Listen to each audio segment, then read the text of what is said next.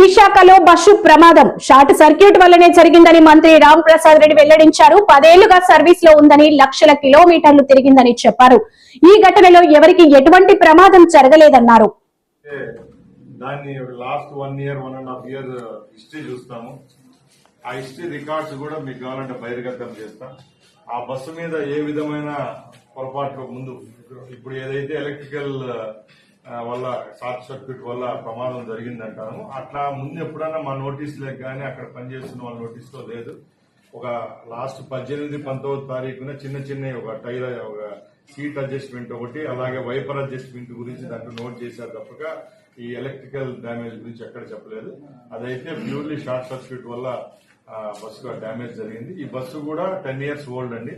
8.5 లక్షల కిలోమీటర్లు తిరిగిన బస్సు.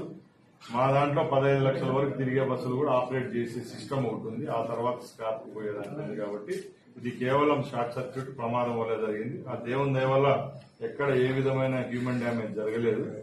అక్కడ ఎవరైతే ఈ రోజు డ్రైవర్ గా ఉన్నాడో ఆ అబ్బాయి కొంచెం ఉండడం, ఆ పెట్రోల్ బంక్ దగ్గరలో ఉండడం, అలాగే హై టెన్షన్ వైర్లు ఉండడం వల్ల కూడా అక్కడ అప్పటికప్పుడు సిబ్బంది పోలీస్ అయితే ఫైర్ సేఫ్టీ వాళ్ళు అయితే తక్షణమే రావడం, బస్సు అయితే డ్యామేజ్ అయింది కానీ ఎక్కడ క్షతగాత్రులు కానీ సింగిల్ పాయింట్ డ్యామేజ్ కూడా ఎక్కడ.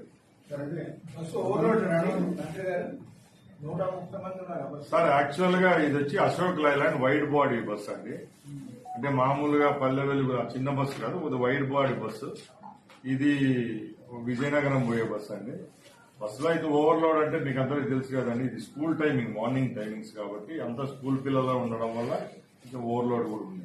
అంటే ఓవర్లోడ్ వల్ల ఎప్పుడు ప్రమాదం అంటే ఫైర్ యాక్సిడెంట్ జరగదు సార్. అది లోపల కరెంట్ షార్ట్ సర్క్యూట్ వల్ల.